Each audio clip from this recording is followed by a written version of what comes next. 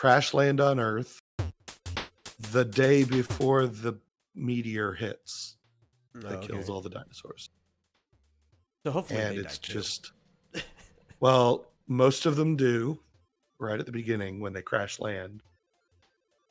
And the two that survive, basically it's just them trying to get to an escape pod that was attached to the other half of their ship that is miles away, so they can get the hell off Earth before the meteor hits. That's the whole movie. There's nothing deeper than that. There's a little backstory. There's some flashbacks. But there's actually literally only 4 actors in the entire movie. And 2 of them are only brief and only in flashback. And so most of the movie, 90% of the movie is 2 people. So it's The Last of Us, but dinosaurs. Yeah, I guess. Yeah. Yeah, it's a little contrived because it was just like, okay, we just need to get, how do we get 2 people in the same world with a bunch of dinosaurs? What was what's the name of that one movie with Will Smith and his son, where they were like the only 2 people in the whole movie?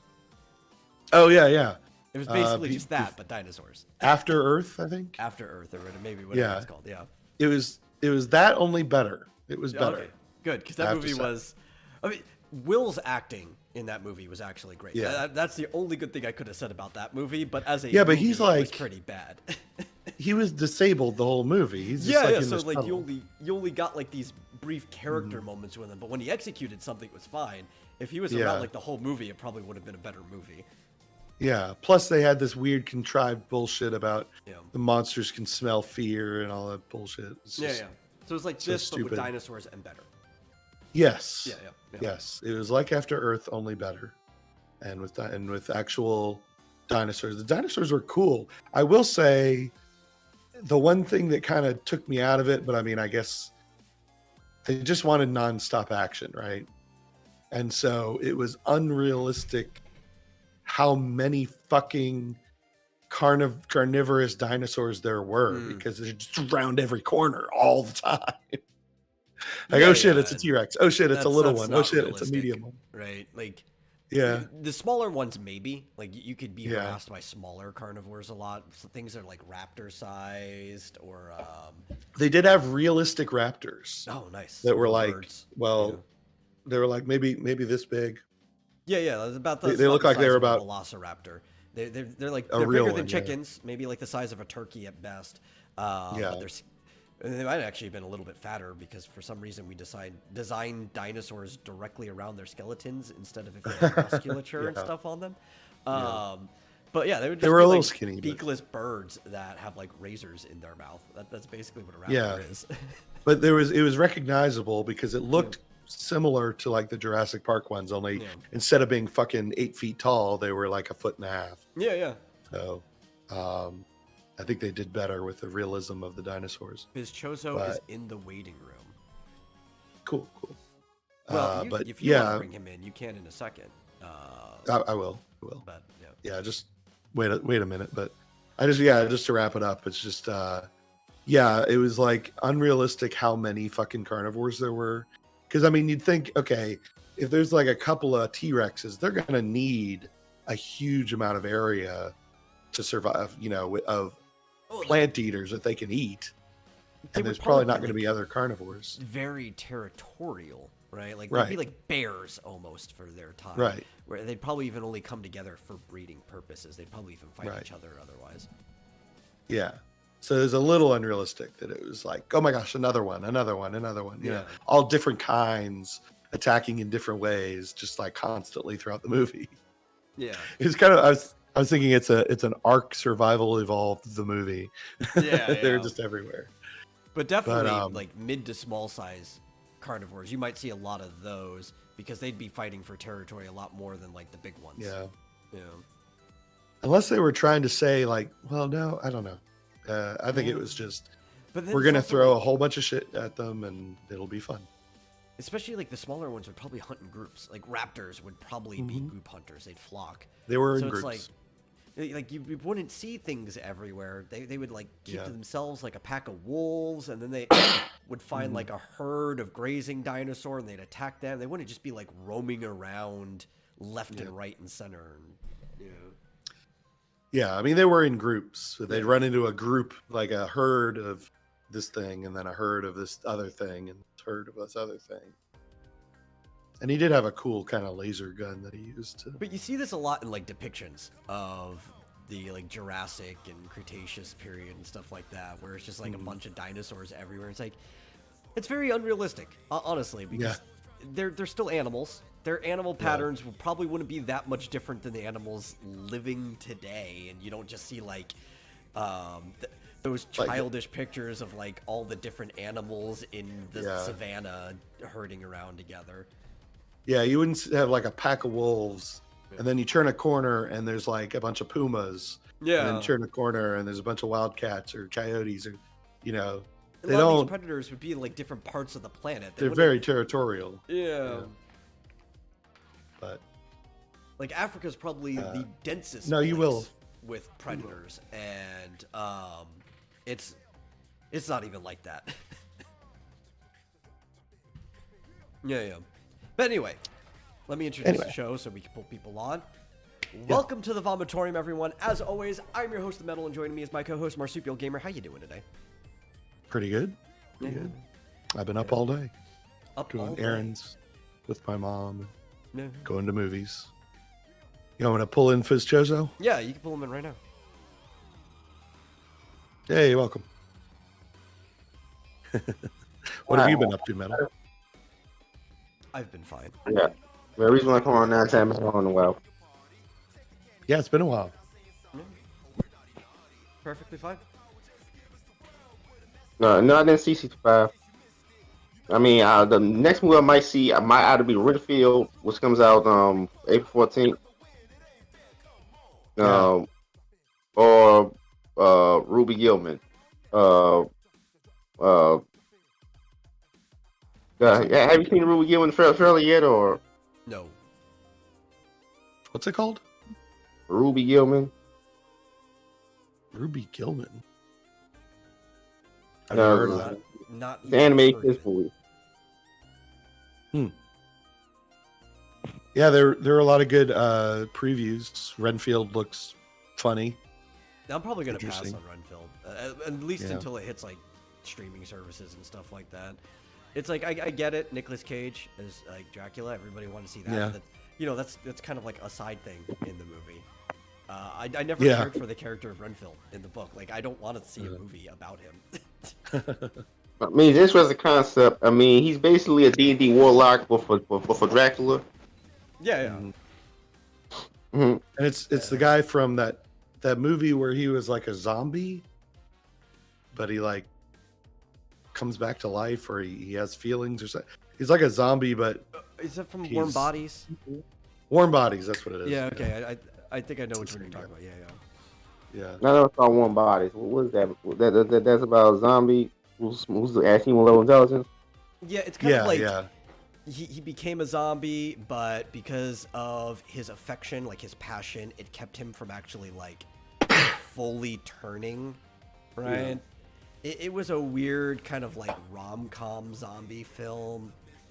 I wouldn't recommend it to people, but it's an interesting plot. I know another zombie movie about some zombie lying to a little boy in order to keep eating people. I never saw that. What's that called? A little boy that the old one, right? Because there was an old movie about a guy who died and he came back, right? But then it turned out like even though he like came back from heaven, he went back into his own body. His old body is basically a zombie, so he started eating people. And then he went to like his prom, and then eventually, after he got like the thing he wanted, he just went back. I can't remember the name of that one. I remember seeing it on TV once though, when I was younger. Yes, Fly Fox Pro is Warm Bodies. That's what I was thinking of. Yeah. So it's that actor, only now he's Renfield. The other good one the other preview that looked good was The Pope's Exorcist. I thought that looked. I'm decent. not interested in that. It's a horror movie. It's where some exorcist has to deal with a demon that wants Yeah, to I'm not interested in that. take him over, basically. Yeah, because a lot of these movies are so repetitive, and this is set in the Exorcist movie universe, but like, but after me, like, no, I'm not even interested. I didn't catch much of that, but okay. Yeah, you don't come out super clear sometimes through your microphone. Okay, the reason for this is because, well, these movies are so repetitive. Like, it's all the same. I mean, I'm all the same plot. Oh yeah, every Exorcist movie is basically the same. I mean, the only one that had different plot was Exorcist 3, which was about some detectives trying to catch a serial killer who's possessed by the ghost of some serial killer. Yeah, it's funny. It's always the Exorcist, comes along and he's a priest or whatever, but he's always like super skeptical, and 9 times out of 10 he's like, oh, they're not really, this isn't a real possession. You just need to see a psychiatrist or whatever. And then they're all like right? This. And then it turns out it is real, and then he has to. Finally come up to one that's real, and then it's a challenge, and then either they overcome it or they don't. But they're all the same. They're all the same. I know. The only one that's different was Exorcist 3, which wasn't really an Exorcist movie. It was basically just they gotta find a serial killer who turns out is possessed by the ghost of another serial killer. Yeah. but that's a whole different plot though. That's not a real Exorcist movie at that point. Serial killer being possessed by the ghost of another serial killer. No, he's possessed by the ghost of the serial killer. He wasn't going to be a serial killer if he was possessed by a serial killer. Yeah. It'd be kind of funny if it was both. It was like, well, he possessed me, but I was going to do it anyway. Yeah, well, it's like they were chasing what they thought was a copycat killer, but it turned out he wasn't a copycat killer. The same killer possessed the body and was doing the same stuff. So he just continued in somebody else's body. There was another movie like that where it kept passing from body to body, from person to person. That was Jason Goes to Hell. No, it was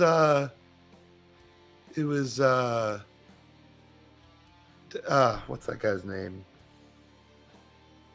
I want to say starts with a D. I don't know. I'll think of it. I don't remember. Yeah, there was another movie with a famous actor where this serial killer gets killed at the beginning, but then it turns out he was possessed, and this ghost or whatever just like possesses someone else after they kill him, and then possesses someone else and someone else and someone else. I'll have to think of it eventually. But like I said, not really any movies out there that interest me right now. Aside from Cocaine Bear, if you guys haven't seen that yet, go and see it. That's like the movie right now. I haven't seen it. I heard it wasn't that good. Was it good? It's one, it's a movie about a bear on cocaine. 2, it's Ray Liotta's last movie. It's like you kind of have to see it. Oh, okay. All right. But that's it. That's like, I don't know. Everything else on the docket really just doesn't interest me right now.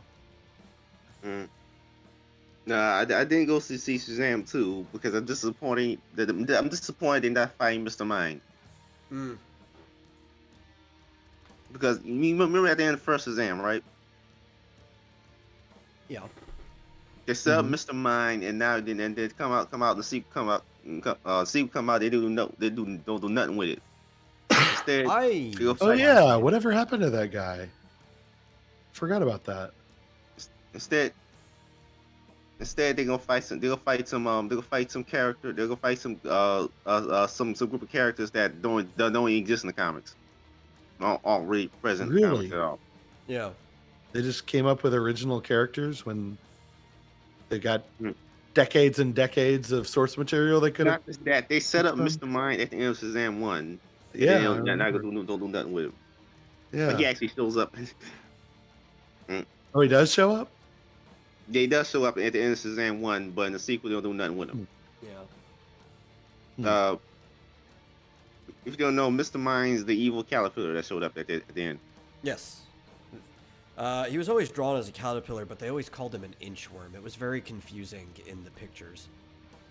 Yeah. Oh, you know what I was thinking of was Fallen with Denzel Washington. Oh, okay. That was the movie But yeah, for that is the Demon. it's probably his most notorious villain. Not even, I mean, he's a very intelligent worm, but it's not even just because like he does crazy things. It's just everybody's aware of the fact that Captain Marvel used to, for some reason, go to battle with a caterpillar. No, it's not just that. He's also the main villain for his early years, from Yeah, the entire year of the 40s. or Black Adam, but like Black Adam for came some odd later. reason, Yeah, that came way Yeah. later, but I guess. no, For some the reason, caterpillar was kind of like his Lex Luthor to some degree. Yeah, Mr. Mind. He Yeah. called him. Yeah, that's kind of like his Lex Luthor. Weird. Well, if you think that's weird, wait till you start reading about his friend Steamboat. Okay.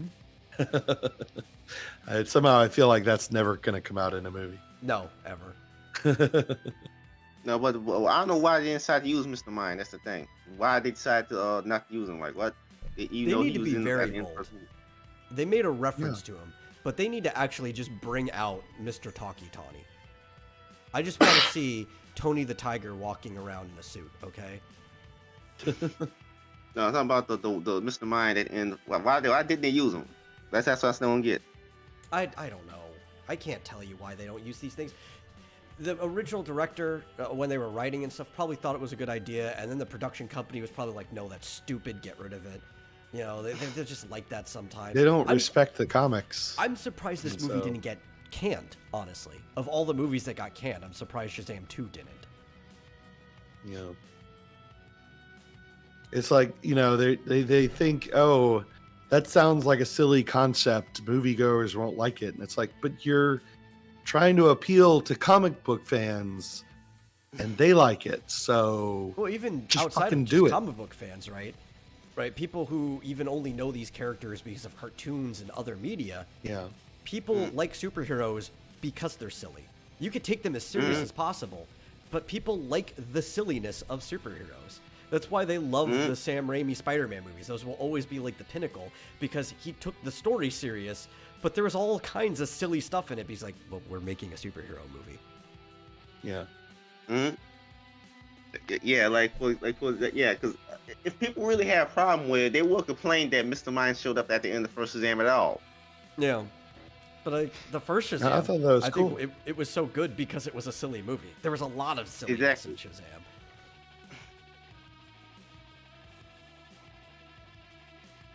Ridiculous. Yeah, I don't know. Hopefully, some things will get a little better in that regard. Because Gunn is a pretty silly person. I just don't really have much hope for the direction that they're taking. I have no hope for it either. Yeah. I mean, like again, his version of Superman and Batman none of it seems. It don't seem like a hero universe at all. Yeah. Well, I'm still looking forward to the Super Mario Brothers movie. That comes out in a week and a half. Okay. I heard my older brother wanted to see that, but I don't know. I don't know if we want to see that or not. Yeah, sorry about that. Okay. For some reason, they Well, I decided to lock the cat in here. And I don't know if you guys could hear it, but it was meowing at me over and over I to couldn't let hear it it. out. Yeah. I mean, Chris Pratt as Mario, that does it like he's not doing. Not only is he not doing a Mario voice, he's not even doing any kind of Italian accent, not even a New York Yeah. accent. I will give him at least one thing. His wahoos are okay. Like, you could tell he at least tried with that. I don't think it was a very good choice for casting. It's not that he's not trying. He's Chris Pratt, and he wasn't just a good choice for this casting, you know? And then what's the plot of the movie? The plot is that Bowser's invading and And Jack Black actually does a good job about his Bowser, by the way, from what I can see in the trailer. I'm hit and miss on it. There are times where he sounds like Bowser, and then there's times where he just sounds like Jack Black. Yeah. Yeah, his voice does slip occasionally. I mean, he's not a professional voice actor, so he's doing no. By this point, he is a professional voice actor. He did all of those Kung Fu Pandas. He's done some other things. He was Eddie Riggs in Brutal Legend, the video game. He's done a lot of voice acting. Yeah, but he's used real voice in those. So that's the thing. Yeah, but so a lot of voice actors just use their real voice, right? It's all about getting into character, and the fact that he can do a Bowsery voice, that growling voice at times, and then other times he doesn't. It's not about like what your range is. It's about acting, because that's what voice acting is at the end of the day. We use Vic as an example, right? Vic Mignogna uses his normal voice in everything. Like, he doesn't have a huge range, but he's a good actor, and that's why people like him as a voice actor. He sells the character that he's playing. No, all I know him is just Ed in Fullmetal Alchemist. That's the main things that here. He also used to be the voice of Broly back in the old movies. I know that, but that's not when I first got exposed to him. So. Oh, he was Ed? Yeah, Edward Elric in Fullmetal Alchemist, the main character. Oh, I thought you meant from that other one, Cowboy Bebop. No. Like the little girl. No. I was gonna say. No. He was mostly known for. Wasn't her name Ed? Yes, the girl's name was Ed. Yeah, I knew he was Edward. Yeah. In fact, it was funny. I had a meeting at work this week, and somebody was commenting on my poster back here, and I told them they couldn't really tell what it was. You can't really see it. But I told them what it was, and it was signed by Vic Mignogna. And they're like, "Oh, Edward Elric." I was like, "That's right." He also played another big role was in Soul Eater. He wasn't a main character, but he was one of the main supporting characters. He played Spirit, who was the dad of one of the main characters, and he was also the Death Scythe for Death himself. So he was pretty important in the show. I know why Soul Eater. Soul Eater's good up until the end, because the fight they chose to be the last fight of the series, they just completely slaughtered. It was awful. And they left it on a cliffhanger. Let's just read the manga instead. It goes further and it handles the fight. If you don't know, I'm very sour on anime. Yes, I know you have very bad taste in anime. You've made this clear many times. I'm joking, but yeah, like I need I want to find something that interests me personally that tells. As you should with any media, you should watch your own interests. But like, I can't hardly find that. All I can find is poorly disguised porn or something. Well, try watching Spy Family if you want to wholesome. Yeah, I did watch the first episode of that. Then it never came back to it. That was like last year. Mm-hmm. I didn't continue because it never didn't seem like something that interested me. Well, they're doing a second season and a movie this year, which I can't wait for. Yeah, a lot of the most popular animes I don't really like that much. The only popular anime that I really loved is Made in Abyss, which is what? What's it called? Made in Abyss. Oh, okay. Which is not for a lot of that's not barely a popular anime. Like, I don't think that's really popular anyway. I mean, it's one of those shows where you gotta have a strong stomach in order to watch it. Possibly. I mean, I've seen worse. But I guess a lot of people are very weak stomach. They're used to very cartoony things. Yeah, because it's got heavy adult content, but it stars child characters. So you gotta have a strong stomach to watch that because it's like lots of gore and mutilation happens throughout the show. Well, speaking of anime, guess what's coming to PS Plus this week, came to PS Plus? Dragon Ball Z Kakarot I didn't care for Kakarot. No, did you play that? I watched Buck play it.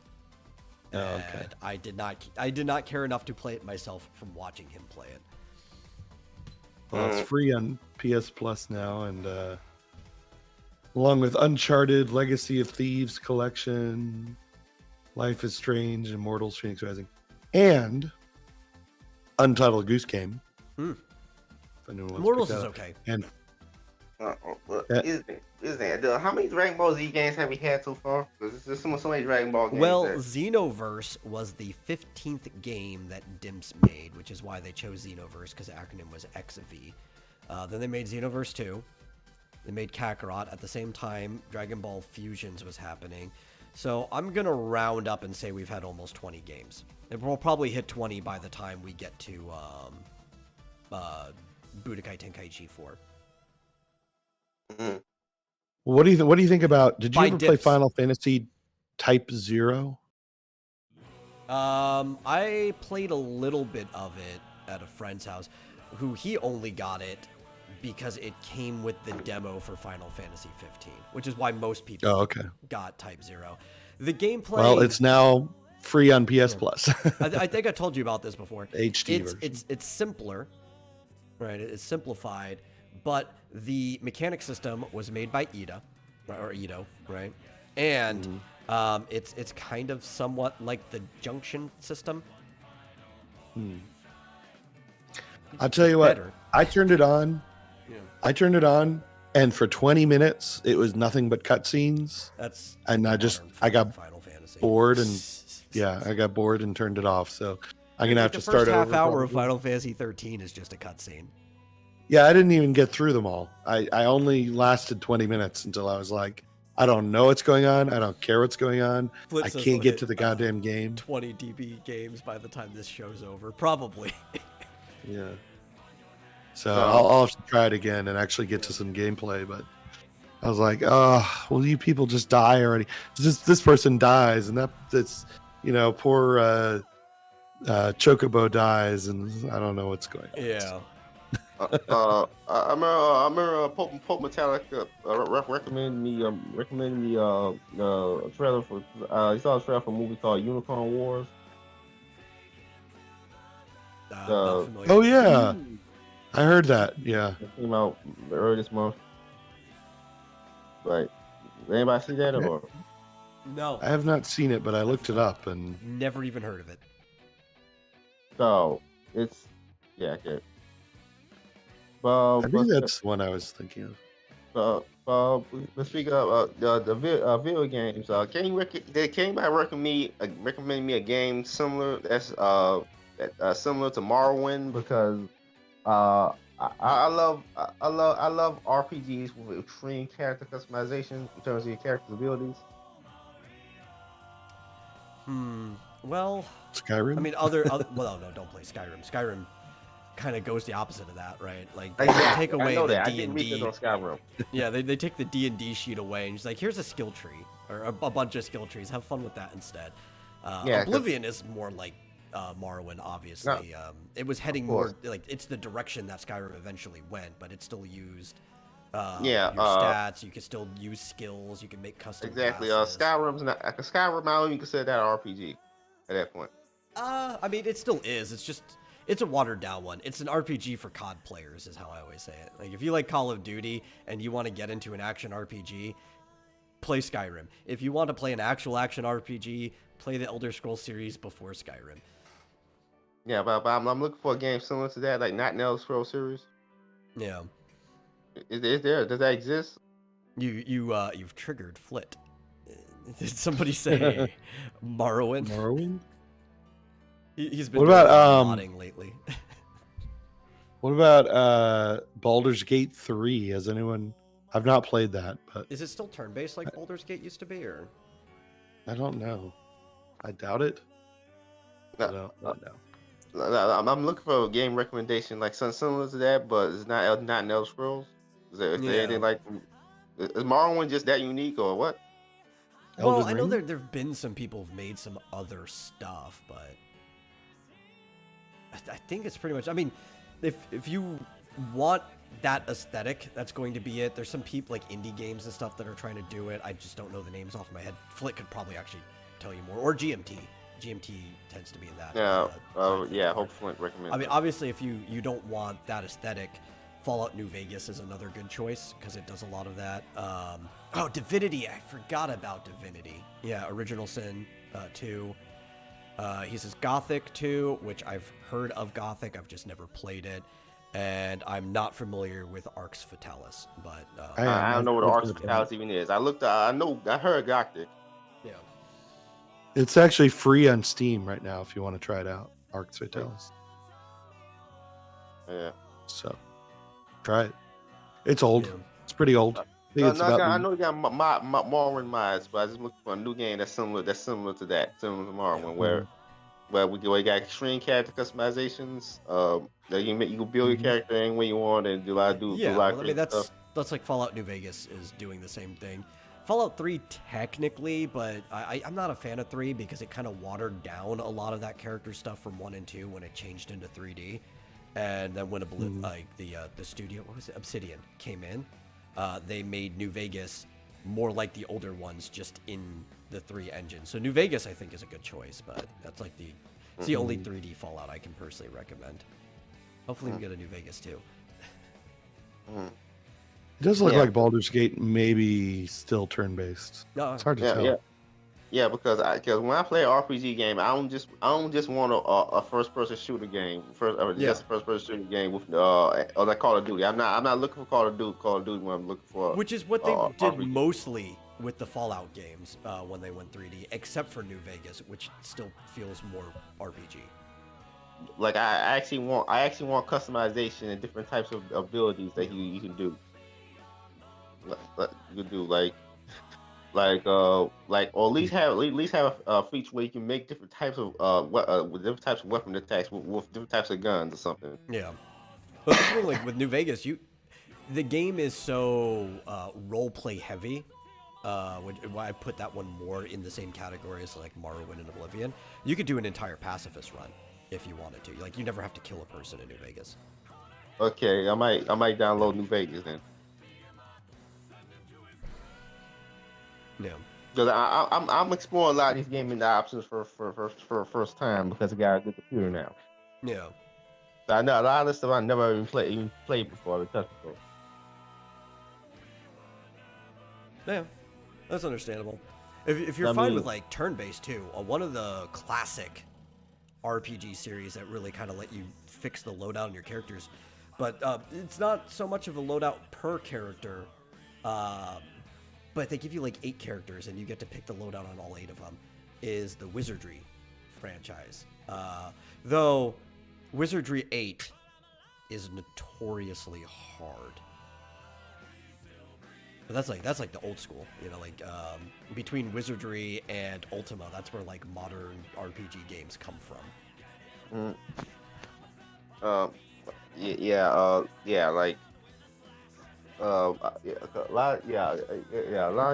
got a lot of stuff to explore. I mean, I'm currently playing Knights of the Republic for the first time. No, yeah, KOTOR's great. Speaking of KOTOR, since he wrote on 2, I know you brought up the case, but you couldn't remember the guy's name. I believe it's Nick Avalone. The guy who kind of got Me Too'd in the video game tabletop area. Oh. Right? Yeah, no, yeah, Chris. right. It was Chris Avalone. Chris Avalone was vindicated. Free charges. Yeah. Yeah. Completely exonerated. So that was the guy where his accuser came out and just said, "Yeah, it was all a lie," right? Yeah. Completely exonerated. Nice. I always remember his last name, but I forget his first name. He was known for KOTOR 2 is one of them, but he also was known for working with Fallout, a few other things. He's done some tabletop stuff, D&D. I think he even worked in the Star Wars tabletop. He's done a few different stuff, but he's a campaign writer, right, for video games and tabletop. And he's pretty big in those spaces. And finally, completely exonerated. I always wonder what happens to these people. Like, okay, so now is he going to get jobs again?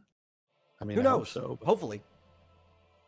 If not, I mean, what he should do is, especially because there's like OGLs and stuff like that, it wasn't just video games. He was known in tabletop. He should just run like a Kickstarter campaign or something and just start putting out his own content. Yeah, definitely.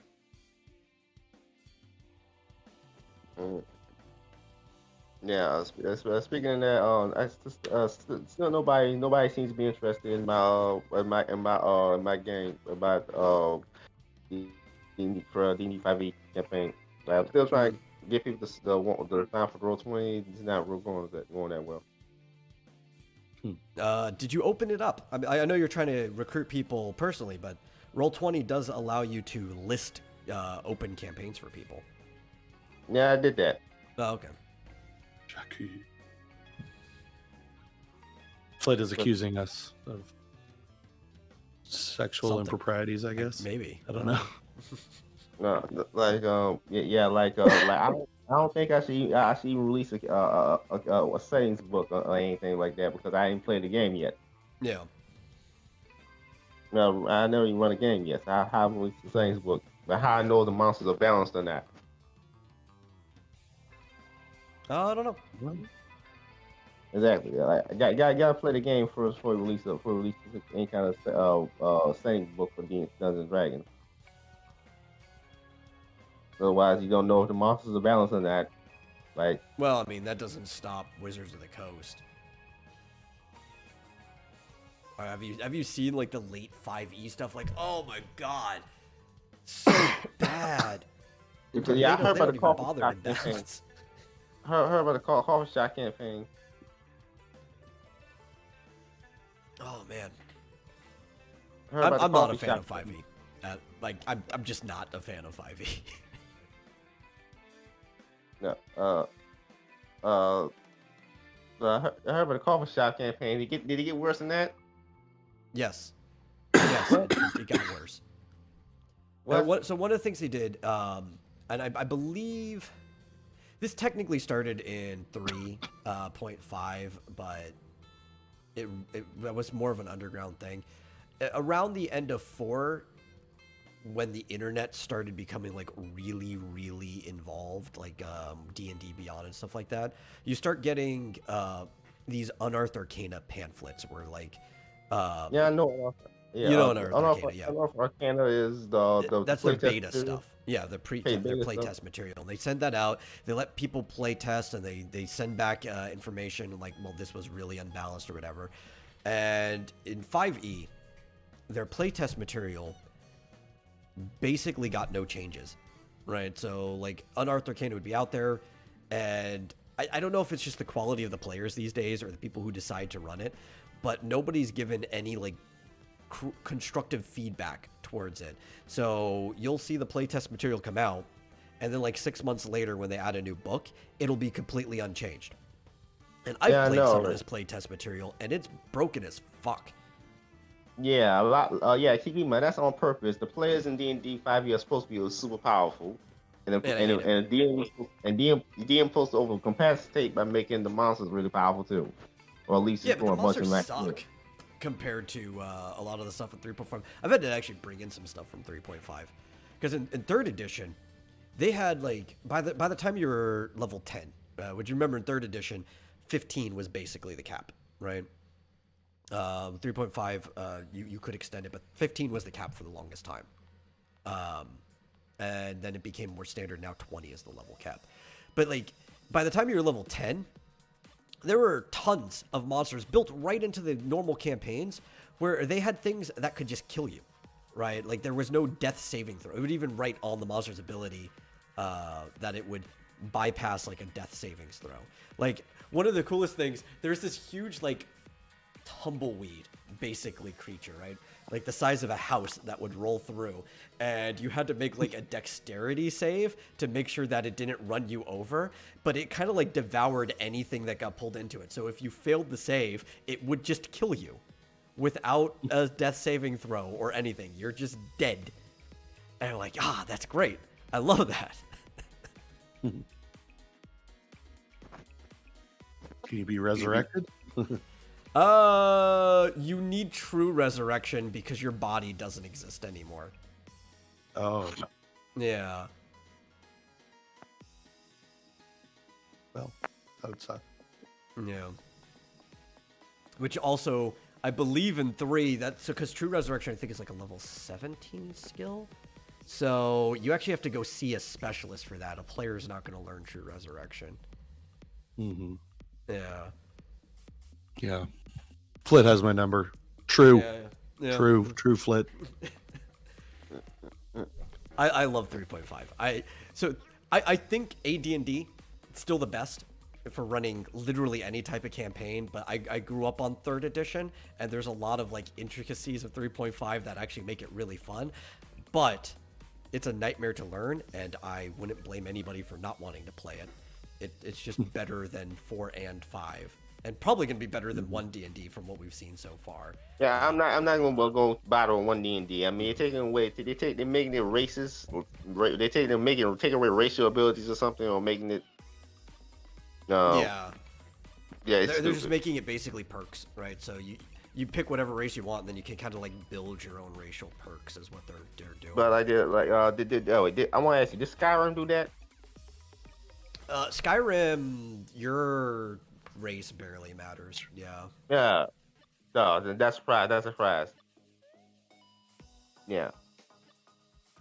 I think Argonians still have water breathing. Like there's some things like Khajiit still have better hand to hand and stuff, but it barely matters. Okay, got it. That's surprise there.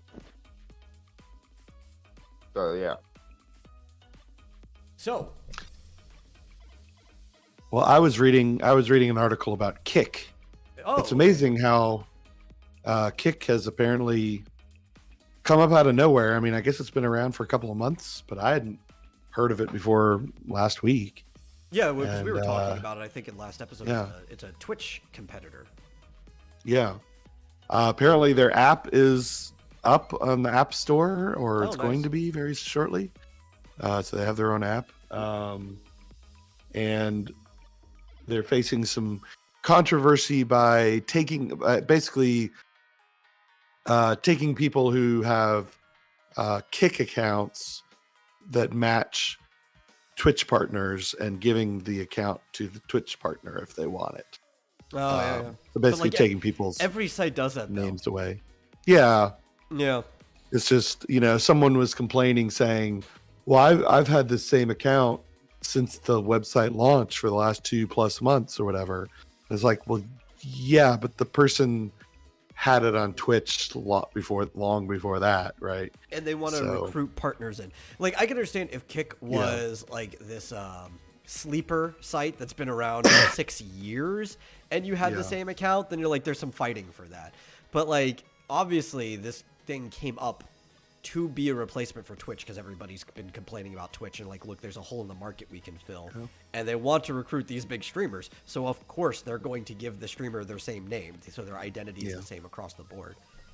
Yeah, but apparently Asmongold I haven't seen it, but there's an article that said he's been hinting at switching to Kick or adding Kick to his, thing. I mean, that would be a pretty big deal because that would be a huge deal. He already has millions of followers. Like, I doubt he's going to abandon them all like instantly.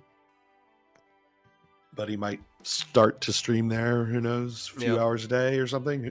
A lot of people are doing that. Like, I know one of the biggest ones they have right now is Destiny, who used to be a bigger deal back in the day, but since then, just the numbers for big deals have eclipsed him. Right? Like, way back in the day.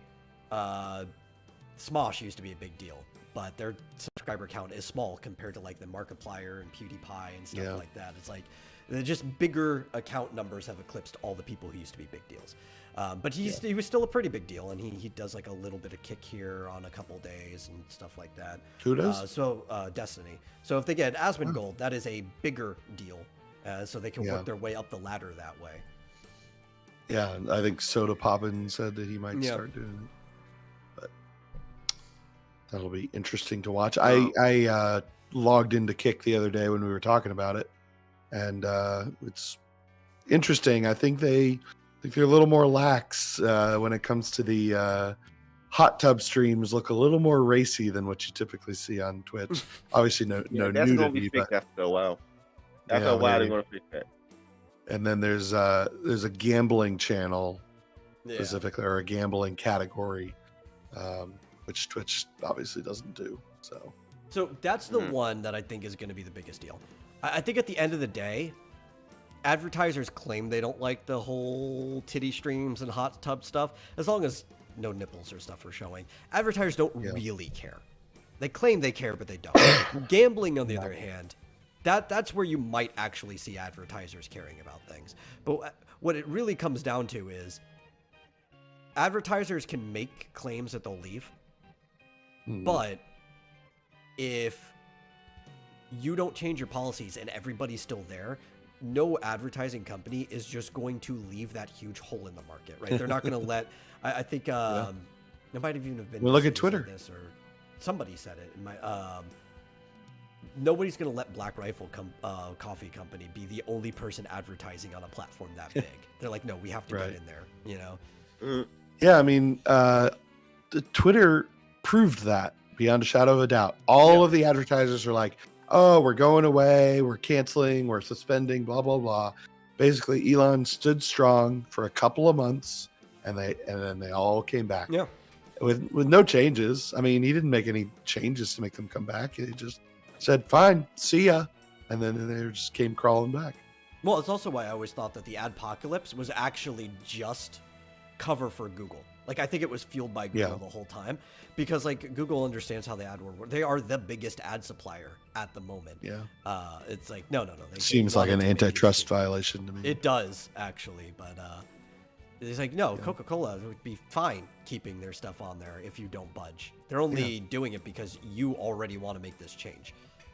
Yeah. Yeah, the problem is that the amount of content being created is skyrocketing, but the amount of ads available to attach to that content isn't going up by as much. Yeah, so like it is going up, but it's basically flatlined by comparison if we were going to make a proportional graph between the two. Yeah, so they had to have some excuse to be like, okay, we're going to demonetize a whole bunch of shit.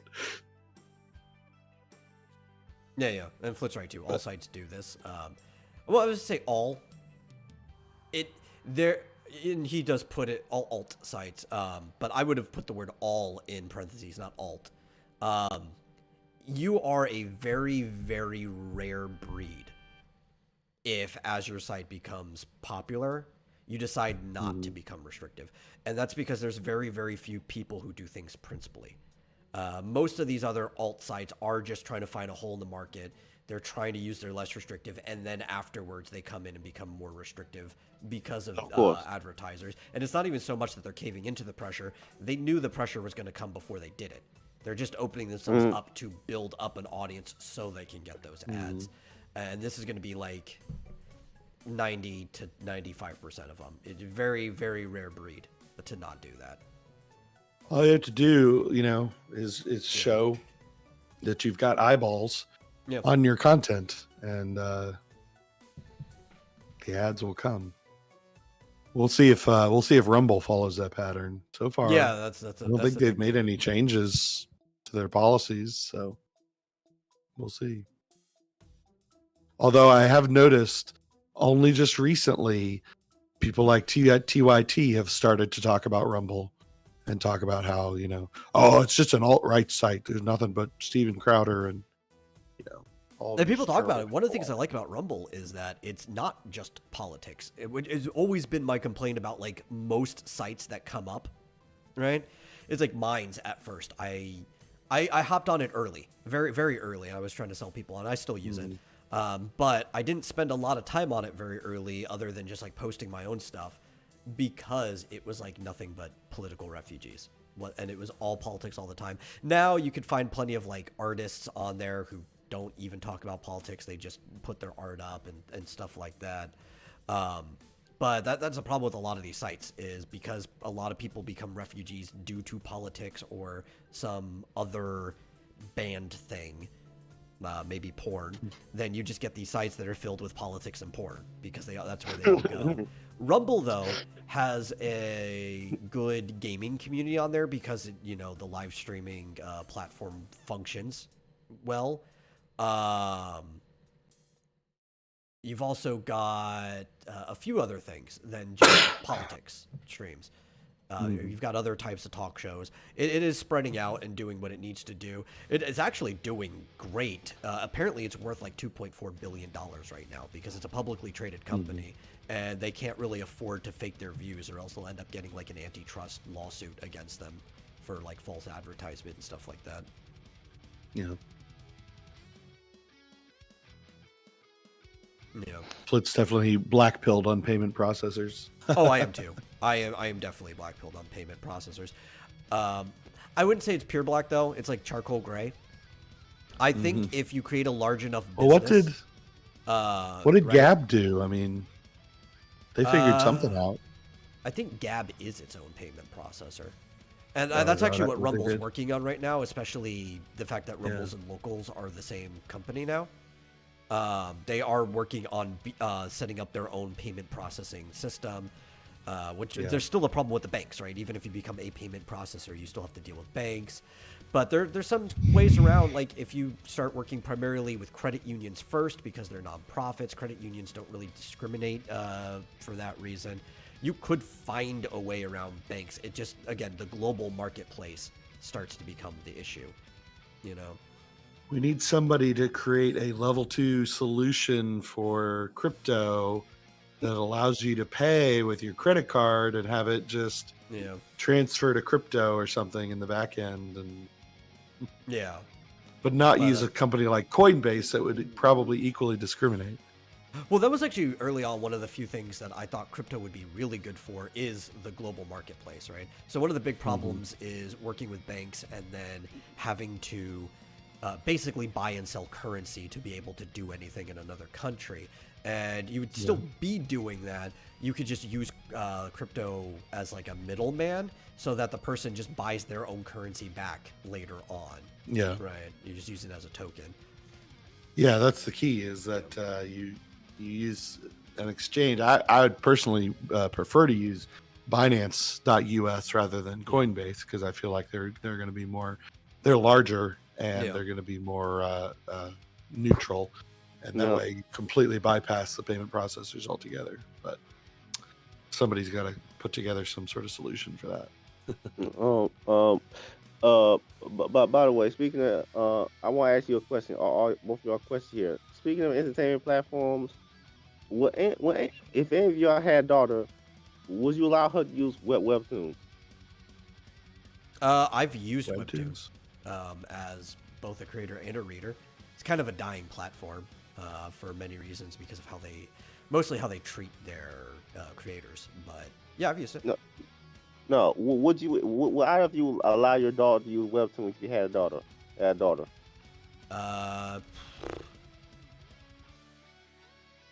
This is my thing is like if I had a daughter, I wouldn't necessarily disallow her from a lot of stuff. I would be very annoying though because I'd want to talk about everything. In fact, I think if I had a daughter, she would probably just avoid doing most stuff because she wouldn't want to have to talk to me about it. No, okay. And I would find out. I'm really good at finding things out. Yeah, because keep in mind, I wouldn't because most of the comments be on Webtoon, right? Yeah, there's a lot of like gay romance shit on Webtoon. No, not just that. If you don't know, there's a YouTube called Blacklight Jack. Anyway, his job is to find out about these Webtoons, basically. But the entire platform is filled with endless web comics that are basically just softcore erotica, basically about women sexually abusing males in various ways. Yeah, there's a lot of that too. Hey, it's John Dillard. Speaking of sexual abuse, speaking of comic books. You're a son of a bitch, Marsupial. Hi, Dillard. Don't I get enough allegations of sexual abuse from the rest of the world? I got to come here amongst friends. No, yeah. Hope that was clear. What, Fizz? So you want to get sexually abused because that's how you get sexually abused? No. What are you guys talking about? You got any news for us, Dillard? News? Not like launching Dillard's a got comic some book or anything, are Great you? news. I don't have any news. You were with me. I launched the comic yesterday. I don't have any new news. Yeah, I saw that. That's one of the Buckler side stories. Yeah, it's called The Canadian Tussle. Do you know what a Canadian tussle is? It's like this. It's a Canadian tussle. Yeah. Hey, I have news for you. You probably already knew. You broke $1,000 on your campaign. Yeah, this morning I went to bed at like 11, right? I was like so bleary-eyed and tired getting that thing launched. And then I got a notification at 2 o'clock in the morning on my phone. It was like, Finatra is live. And I was like, oh, God. I forgot that I told him I'd go live on his show like the next day. So I had to get up out of bed after like 3 hours, like, ugh. And it was good. We got one of the bigger sales over there. We got actually I think 4 or 5 sales, and then with a big tier got sold as well. So that pushed us over 1,000. It's pretty great. It's an incredibly affordable book, and the Only highest $4 if you want. the highest of quality because it's my book. It's my artwork. It's gonna be the best that quality. low? Huh? How you get the price that low, Dillard? I just typed in $4, and that's what it was. No, I thought printing, shipping. How you get the price that low? No, digital. That's for digital. It's not gonna be Oh. a physical book for $4. Fischozo, are you out of your mind? Oh, Well, If you want a what? $4 comic book, you'd have to buy Vestry. Yeah, I was gonna say somehow Pickles and Shabby would figure out a way to get you a $4 comic book. That's right. I've been thinking about that thing, so in order to get the decreased prices. Like for example, how about printing on different qualities of paper? How about just give me money? How about that? Yeah. How about No, stop complaining about the price? No. For my Insolence practice, tax. Just Like, Insolence tax, bucks. $20 more. what I'm trying to figure out is, can you print a comic book on bond paper? What the hell is that? There's types of paper. Bond paper is used for things like government things. Ew. Like bonds. And you could do newsprint, I suppose. No, Like, Newsprint, I uh, think, is still kind of the Alterna. cheapest way to print. I know no newsprint is the cheapest, but like, is it what type of paper that you can't print on? There's a lot of types of paper you can't really print on. Because one of the bigger problems is whatever type of paper you print, it's whether it will hold the ink or not, right? So one of the reasons printing costs so much now is because we have like these laser jet printers, which it needs thicker paper to hold it. And that's how digital printing works. And we have this huge array of colors, while like newsprint has a very small range of colors that you can put onto it, and a lot of it has to be flat because it just won't hold that much ink. Yeah. If you want to get something as I think detailed and saturated as this, you have to use pretty thick paper. This is from Cyberfrog 2 Wrecked Planet. Now you can kind of meet halfway. Little thicker than newsprint. Magazine stock can hold quite a good range of color, but you still can't be too heavy, right? So your blacks aren't going to be like super black, the whitest you're going to get is going to be the colors of the magazine print paper. But your mid ranges are pretty flush. Oops. Yeah. I think that's one thing about doing, like, have these magazine paper. Really deep print on a colors. magazine company. Like, that's my idea.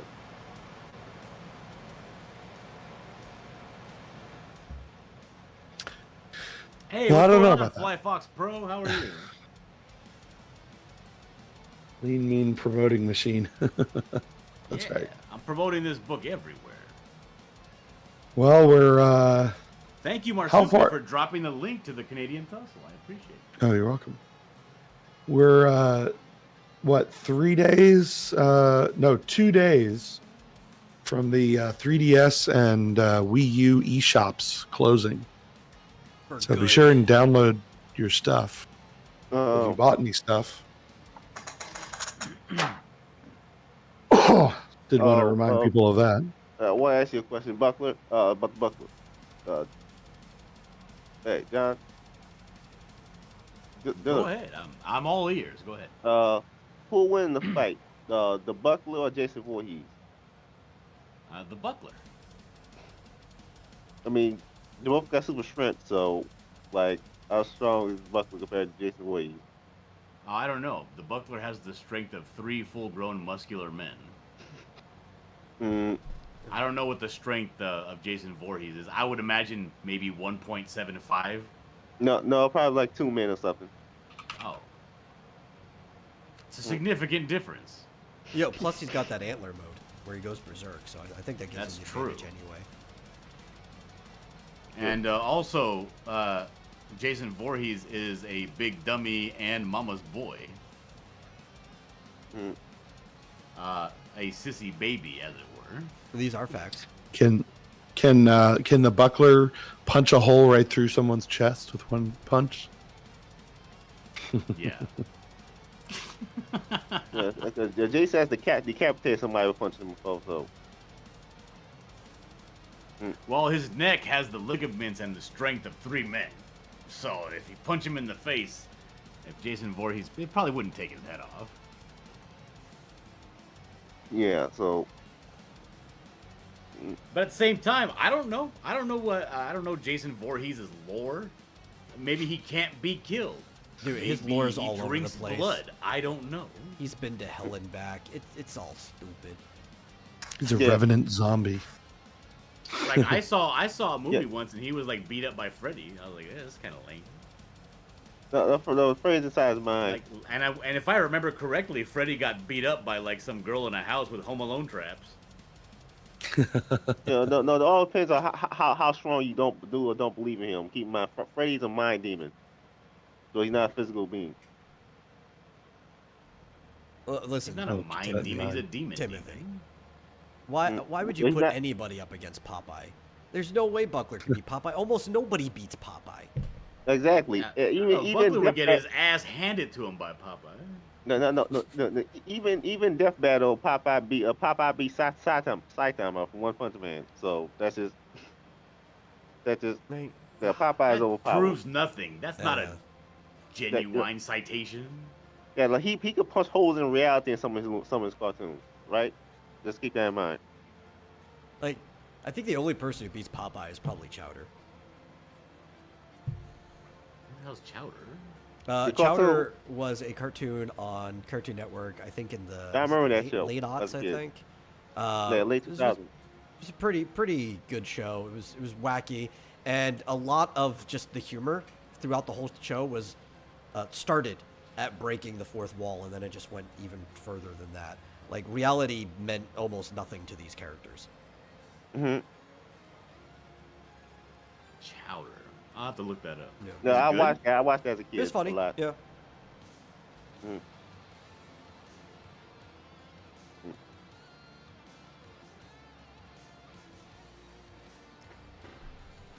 What is Marsupial so angry at? What are you looking at, Marsupial? I was just noticing TMNT, The Last Ronin, is becoming a video game now in development. Ooh. Have you read The Last Ronin before? Yeah. Did you know it's getting a sequel? I didn't pay for it. Oh my Comic god, the sequel? follow-up looks so bad. It doesn't even involve the Really? turtles because they're dead. It's like another generation and stuff. Oh no, I'm not interested. Well, anyway, the original is getting a video game. Wait. I wonder how this video game is going to work because the Last Ronin is more like the original 80 TMNT comics. I believe they marketed it as going to be somewhat like Sekiro and games like that. God of War. Yeah, No, I'm talking about the comic. But the thing is, you gonna make a video game it's similar in tone to the original TMNT comic. That's kind of weird. That might cause brand confusion. That's what we said. It's not going to be. It's going to be similar in tone to God of War. Yeah. Yeah, but that's still more violent than TMNT usually is from the cartoons and stuff. So. Yeah. But it's based on The Last Ronin. It's not based on the 80s cartoons. Yeah, but would that cause rank fusion? Like parents might buy the kids the TMNT video game and only find out there's decapitations and Personally, I don't even care if it does. I don't know. Mm. I think people are able to look up video games and find The out what they're Teenage about. Mutant Ninja Turtles have so many different iterations, and they appeal to such a broad range of ages that you can have different things, different genres, different styles, different age ratings for different games. Yeah, plus, I mean, it's the ESRB makes you put this handy little label on there that tells you the age range of the audience for the game. Yeah. I think that'd be really cool to play. I wish that I had the opportunity to do that. What is it going to be coming out on, console or some sort of? I assume it's probably going to be on PlayStation, at the very least. Yeah, I don't see any info on that. But it says it will be a darker, more mature take on the typically colorful Ninja Turtles.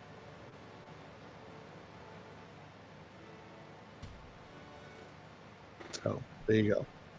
Yeah, like I enjoyed the first Ninja Turtles movie, and that was nothing like the cartoon. stuff. Oh, I love Nothing. the original movie. The movie's great. It was sort of like the cartoon, wasn't it?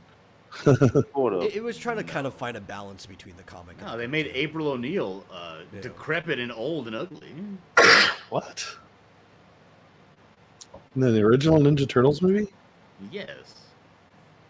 I think it did the best justice to Casey Jones to date, though. I love the movie version. Well, of that's Casey true. Jones. That guy's how a do you- super. That guy's a fucking hunk. Yeah. How you want 2012 cartoon series? I thought it was good for the most part. Then kind of fell off near the end. That just wasn't that sort of going. Casey Jones is the best character in the Turtles, and nobody can change my mind. At least they kept April white. Babies. Gotta give him that. I don't know why my interpretation keep trying to make April black, because the Star Wars 2017 one that lasted very I don't know, shortly. Fitzjozo. Why do you guys keep doing that? I don't know why either. Stop it. It's that more representation. Like we already got black characters in a lot of these franchises. Oh yeah, dude, like So what- Baxter. No, Oh, Baxter's you already- always black and evil. Yeah, you already got a very good. Baxter's a good character, you know, like. Yeah, he's a great villain, but yeah, he's a great villain. Yeah, exactly. So. You already got Piccolo. Who else do you want? All I care about is green representation in my TMNT. Yeah.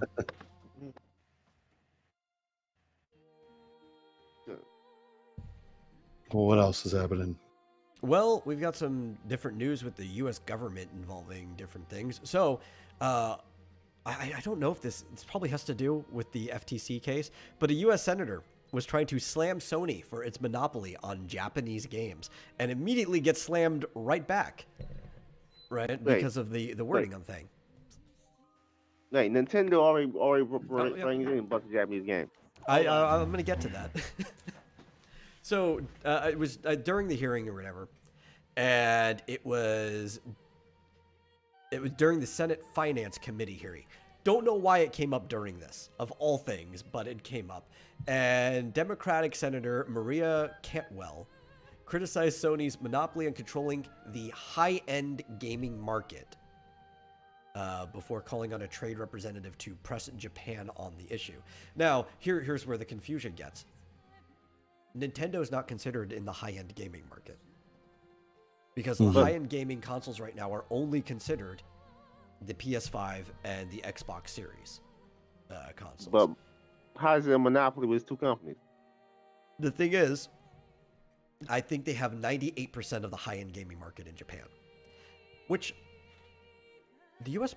Government should have absolutely no sway on this anyway. It's Japan, right? It's another government, Yeah. another nation. But that 98% is really only keeping Microsoft out, and I guess this is why the U.S. government has some interest, because Microsoft has always been an American company, and we get tax money from them. When you look at the bigger picture, that 98% is a very small part of the actual market that is mostly done with mobile gaming and Nintendo, which Nintendo happens to be like the biggest part of the Japanese market, because Japan doesn't give a shit about high-end gaming by that definition. They don't care Only at America. Only Mm-hmm. America cares about high-end gaming. Yeah. Well, it's such a superfluous title, high-end gaming. What does that even mean? It's arbitrary. Especially when you can get a lot of the same games graphics. at lower resolution on your phone now. Yeah, that's that means. Yeah. That essentially means great graphics, since that's all American games are about now. Yeah. I mean, frankly, I think my phone has better resolution than my television. Probably. So I could probably get games that are at least in 4K, if not better, on my phone. But those aren't considered high end.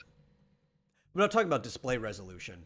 I'm talking about like internal resolution, like the fidelity of textures and stuff like that. The phone version will always be lower fidelity, even if your screen is better. Sure. And part of that has to do with memory capacity and stuff like that. I guess. Yeah, but hey, I don't know. Phones might pass it up eventually. Who knows? Especially with the direction Nvidia's taking, like the Tegra chip. Who knows if like between them and Intel racing, that we just get mobile processors that end up better than. I mean, you know. Yeah, the Apple M2 chip. You can. I mean, I can play Genshin Impact on my phone, and it looks just as good as it does on my computer. Yeah, well, the console always bigger than the phone, and the bigger the computer is, the more memory it has, of course. So, what was the embarrassment? Was it that Sony's actually an American company now? Well, no, it's not that the embarrassment. It's the confusion of terms, right? And the claim on the monopoly, because it was the Americans' FTC, our FTC, that coined high performance console as a market definition, and that's why the Switch doesn't qualify as that. So it's only even by our definition that you can even claim that Sony has a near monopoly in the overseas market. If you take that definition out and include Nintendo in consoles, Nintendo actually has the largest share of all sales. Plus, Sony's definitely not at 98% in the U.S. No, why do they? It's in the Japanese market that they're at 98%. Exactly. Hey guys, I gotta go. There's a situation happening with the kids. Okay. Well, thanks for coming on. Sorry. Take it easy. Bye, Dylan. You too. It's good to see you guys. Hope that's all right. Yeah. So. Yeah. So they were very, very embarrassed. They think like we need to create a level playing field in the Indo-Pacific economic framework. And they're just like, no, you're an idiot. Everyone, not only were a couple other younger senators and stuff clapping back at them, like everyone on Twitter and stuff was making fun of Cantwell. Like you literally know nothing about the video game market and are even confused by our own internal terms. Yeah, so the government arbitrarily defines terms in such a way that excludes the biggest console on the market. And then they say that the second biggest console on the market has a monopoly because they excluded the first biggest. Oh, he says they're fine. Oh, that's good. Diller says they're fine. I don't think the FTC was doing it to exclude Nintendo. I think it has something to do with how we prioritize things here in the U.S. and especially our consumer base prioritizes things that are considered high-end, so like high fidelity, high resolution, and stuff like that. All of our TVs are labeled that way too, so that our computers are labeled that way. It's just how we market things here. I think it is a problem with the representative not understanding why the FTC even labels stuff like this. Yeah. Because we don't have competent representatives. I don't even say that she's stupid, because most of our representatives are at least average intelligence, but they're not competent. They don't take the time to read or learn into things or anything like that. They have assistants give them debriefs on stuff, and who even knows how incompetent the assistants and the whole little bureaucratic section of our government actually is. Well, speaking of incompetent government, Did you hear what the SEC did to that this week? No, earlier this week. They sent what's called a Wells notice to Coinbase after continuously auditing and re-auditing and regulating and re-regulating and and basically Coinbase cooperating the whole time. Essentially, the SEC just sent a notice saying we're going to sue you now. And crypto took a dive for a couple hours, came back up. But yeah, Coinbase basically issued a letter saying this is insane. We've cooperated the whole time. All we've asked for is just tell us what the regulation is, and we'll abide by it. Yeah. But they can't give us consistent regulations, and so we don't even know what we're expected to do. And then all of a sudden, they just send us this Wells notice that basically means they're going to sue us now. And it's like, we have no idea what you want us to do.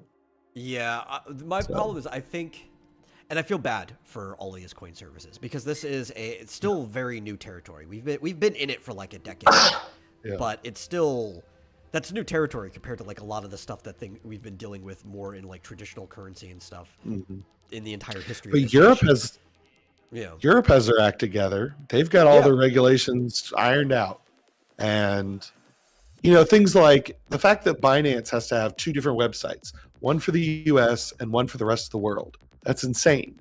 But it's because the US has these ridiculous, antiquated regulations. Two reasons for that, right? One, our system is built to move slow, right? Yeah. I'm talking about those antiquated regulations. So that's a big deal. And two, a lot of Europe, all that has to do is a EU council decides on something, and then all the other countries just put whatever that decision is into practice, right? So it's not like it has to go country by country. Because the way our system works, we also not only have federal oversight, but there's individual state oversight, and then the states have to agree. I think this really just needs to come to states. Well, I don't know that the states have anything to. Yeah, but I mean, I think it's more of a federal issue. Oh yeah, but anytime there's a federal issue, it becomes a state issue because the states have to enforce whatever the federal oversight is, right? It's just the nature of how our system works.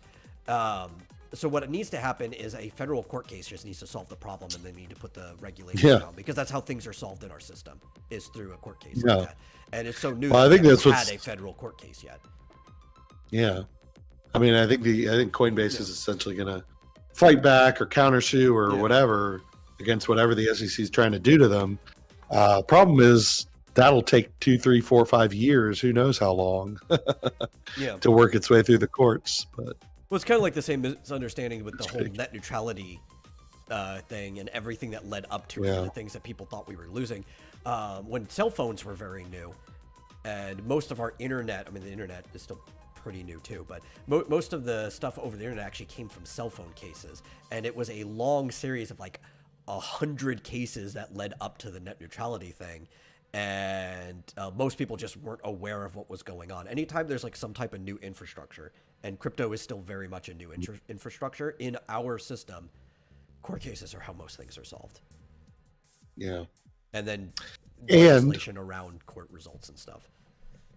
Yeah, and another development in crypto, Do Kwon, the creator of the original Terra Luna coin, as well as Terra Luna 2.0, was just arrested in Korea, I think, yesterday-ish, or the day before. So that's big news, and that's hard to say whether that's going to be good or bad for Luna Classic, because obviously his name is associated with it, but it's no longer associated with him. So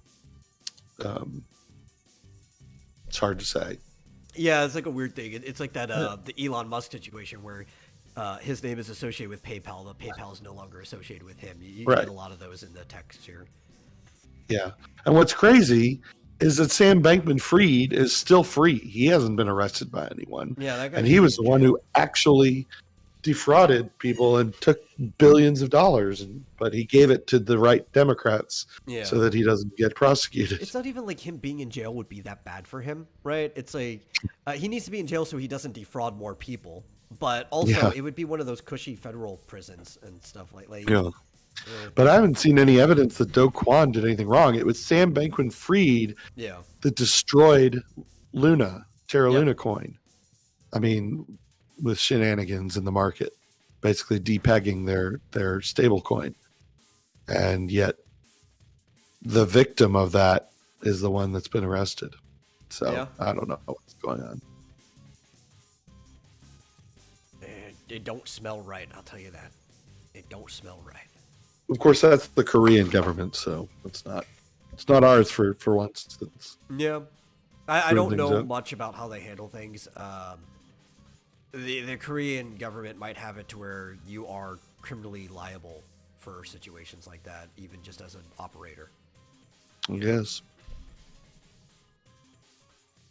A lot of people lost their shirts, but I mean, the way I see it, that's what investing is all about. It's a risk. Yeah, it's a risk. Yeah. And frankly, if I had owned Luna at 115 or whatever the maximum price it ended up going to, and then it went to 0 and I didn't have time to sell, I wouldn't sell it now. I wouldn't have sold it. I would have, I'd be holding on to it and saying, well, that's that. I guess I will wait and see if it goes back up, and it probably will eventually, but might take a few years. Yeah. Well, here's a fun thing. You want to hear something good that our government's actually doing for once? Yes. And it is coming from the FTC. The FTC is actually probably one of the few commissions that I think has been somewhat reliable in our country over its history. It's made some mistakes like many things, but I think it's done more good decisions than bad. So it's like one of those few bureaucratic sections. I gotta think go. are fine. Okay, take it easy. All right. Thanks for See if it shows up. Yeah. Yeah. But I think it's done more good decisions than bad over its lifetime, if I were to grade the FTC. And there's a new proposed rule coming out that is called Click to Cancel. And they want to make it as easy for somebody to cancel a subscription as it is to sign up. Obviously, streaming services and stuff like that have been what have been pushing this, but it'll apply to all membership subscription services. So if you have a membership to a gym in person or something like that, it's got to be as easy to cancel your membership as it is to sign up for it in the first place. Let me tell you something. I signed up for this monthly. This was a couple years ago, maybe a year ago. It wasn't that long ago. Signed up for like a monthly vitamin thing that I ordered. I just wanted them to send me this vitamin supplement or something, and obviously it wasn't a scam. I mean, they sent me exactly what I asked for, what I paid for, and they charged me exactly what they said they would. Yeah. But there was no way to cancel. I could not figure out. They didn't have the phone number didn't work. I couldn't contact them in any way. They just kept sending them to me. I eventually had to cancel my bank card and ask my bank to give me a new one. I was like, I don't know how to cancel this thing. It's charging me like $30 a month that I don't want to pay anymore. Yeah. I can't figure it out. It's just like, and I'm pretty tech savvy, but there was no way. It's almost like they stole your credit card at that point. Yeah. So I just called the bank and said, I have to cancel the card because I can't cancel this account. Yeah. And so here's a rundown of the proposed changes. The 3 principles, basically. A simple cancellation mechanism. If consumers are unable to easily leave any program when they want to, the negative option feature becomes nothing more than a way to continue charging them for products they no longer want. To address this, the proposed rule would require businesses to make it at least as easy to cancel a subscription as it was to start. For example, if you could sign up online for anything, you must also be able to cancel on the same website in the same number of steps. If it takes even one more step, you are already violating the thing. That's good because, and then, going to all these subscription services that I canceled, they weren't that hard. Yeah. But you had to find the tiny little button that said cancel because they make it tiny and hidden in a corner. And then when you do, it says, are you sure? And why? And you need to explain to us why you're canceling. And then, oh, wait, you can get it back for a discount. Are you sure? And that's like... Yeah. So that actually comes to the second part. The new requirements before making additional options or offers. The proposed rule would allow sellers to pitch additional offers or modifications when a consumer tries to cancel their enrollment, but before making such pitches, sellers must first ask the consumer whether they want to hear them in the first place. So in other words, the seller must take no for an answer upon hearing no, and must immediately implement the cancellation process. Like, are you sure? Would you like to hear some other offers? And you'd be like, no, I just want to cancel. Yeah. Okay. Yeah. That makes sense. Didn't AOL get sued for something like this? Yes, they did. Because it was impossible to cancel your AOL.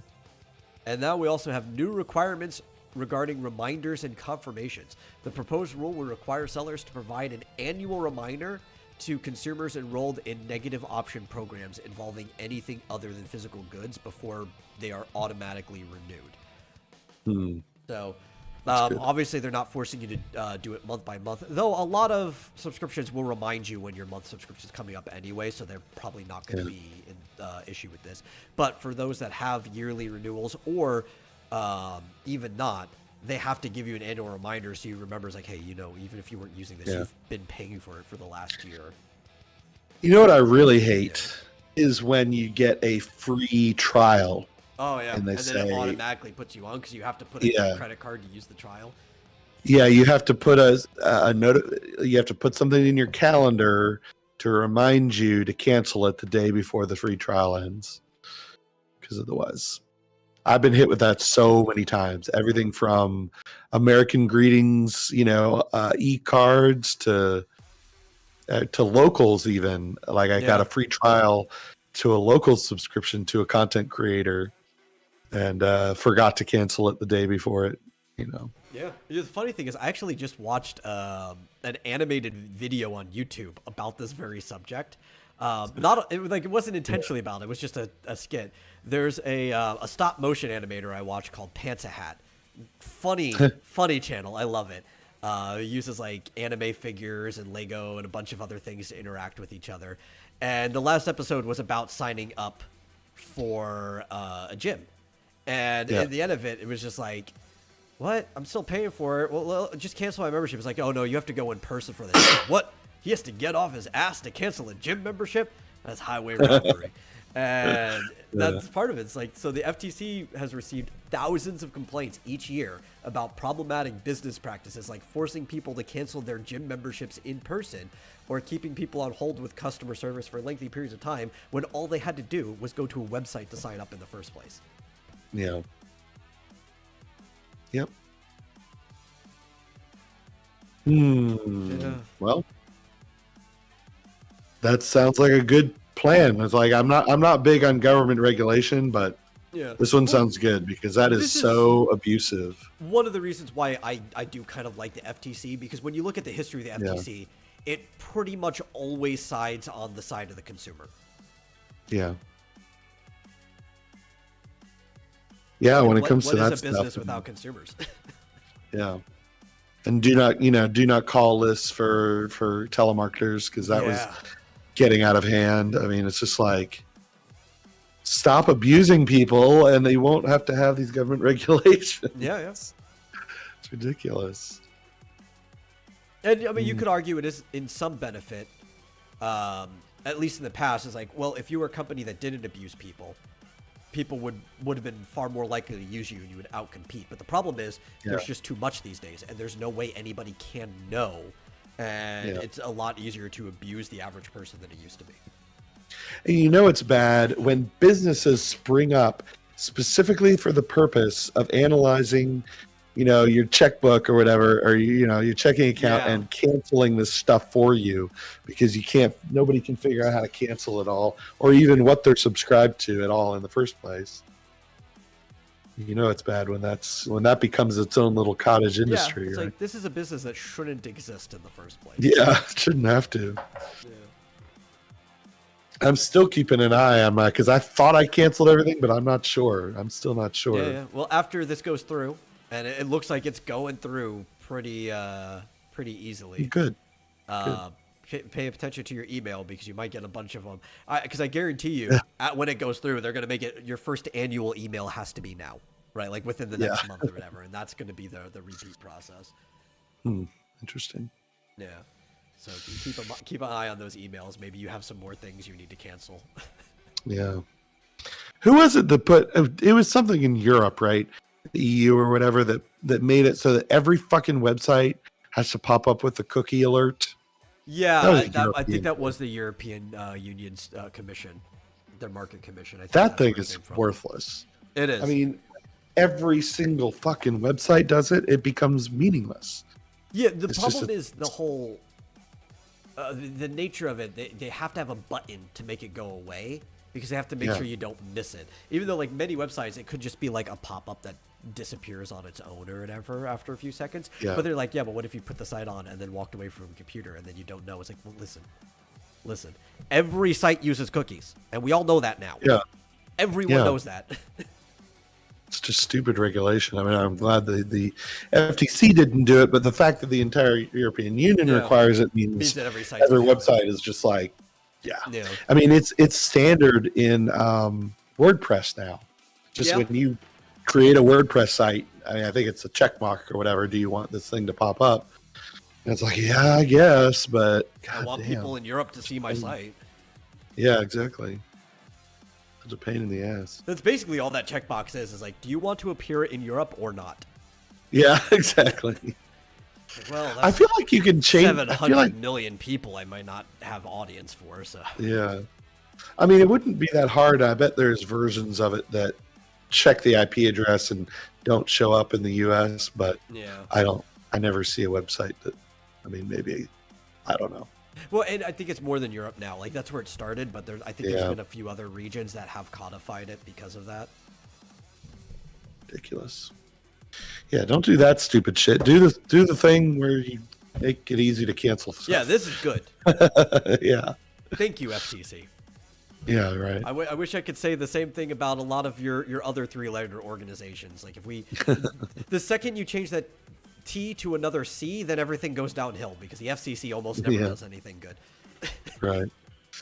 Well, the other thing, we're getting to the end here, but the other thing with crypto, people have been shocked, and I guess they just weren't aware of how banking works.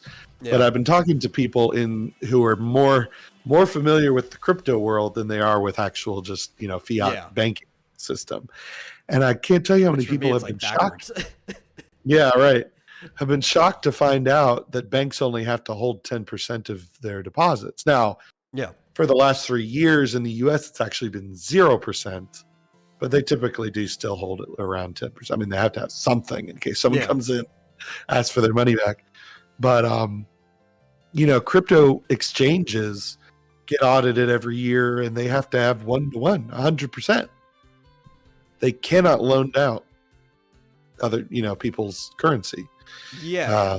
But banks can loan out 90%. And I was actually surprised that people didn't know that. I was like, yeah, that's how our entire lending system works. Yeah.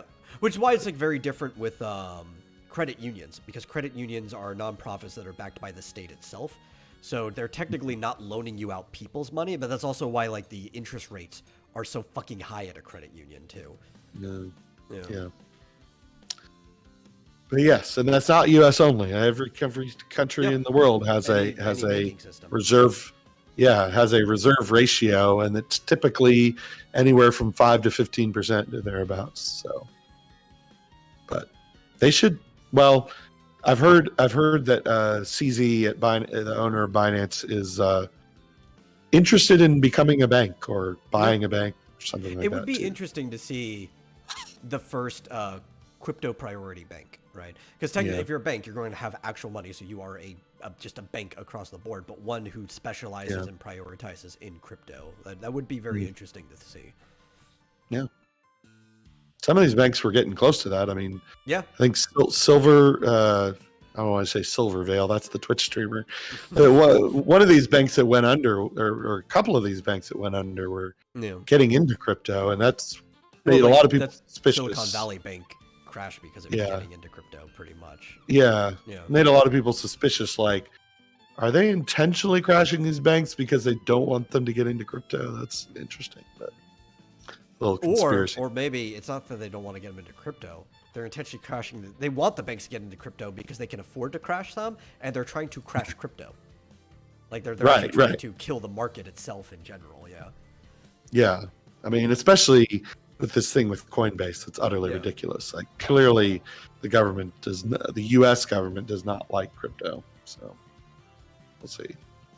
I don't think any government really does. Yeah. I don't think anybody likes the idea of alternative exchange currencies. Yeah, and I heard one person on YouTube was suggesting that one of the reasons they really hate crypto is because you can't hide anything. Yeah. So if, like right now, it's really hard to track down donations to politicians and potential bribes and that sort of thing. But if everything kind of goes to crypto, it's like you can't hide it. It's It's all a double-edged sword. So they also like that you can't hide anything, because it's pretty easy to attach names to wallets. Right? Like, it's easy to use algorithms to track patterns and be like, listen, it's all anonymous, but this wallet belongs to this person. We know. Yeah, they figured that out. Yeah, it's not hard, but they don't want too many different systems. That would be my bet. Yeah. Like they liked Bitcoin because it's like this is one system we can track, and it's a big system. But now there's like hundreds of thousands of systems, and it's like good luck tracking everything, even through wallets. Yeah. You've got off-chain chains or whatever. You got, that when you go to a crypto exchange, most of the transactions are off-chain. And then you've got these offshoots of the ethereal network that, you can like create other tokens that piggyback off of Ethereum. And then there's like all kinds of forks to networks and stuff too. Yeah, it's really super complicated. And I think, they don't like the fact that it's actually outside of Bitcoin, it's becoming harder and harder to track kind of stuff. They liked it back when it was like, okay, we got Bitcoin, we got Ethereum, we've got a couple things, we can track all of it. That's fine. Yeah. Ripple XRP's coming back. Apparently, it's starting to pop off a bit. I saw there was some bank or something that predicted Ripple would be in the thousands very soon. I think it might be around 100 or something right now. But anyway, yeah. Well, that's the end of the show. We went a little bit over. Thank you all for watching. If you enjoy the show, please share it with somebody else who will like it. Also, consider backing the Buckler Canadian Tussle. Fun little comic. If you're into it, it is a raunchy comic. It's censored on the page, but the version you're getting is not censored. So it's not for everyone, but it'll be fun if you are into it. But if you really enjoyed the show, consider giving a donation to streamlabs.com/vomitorium live, and we will see you guys in the next episode. Bye.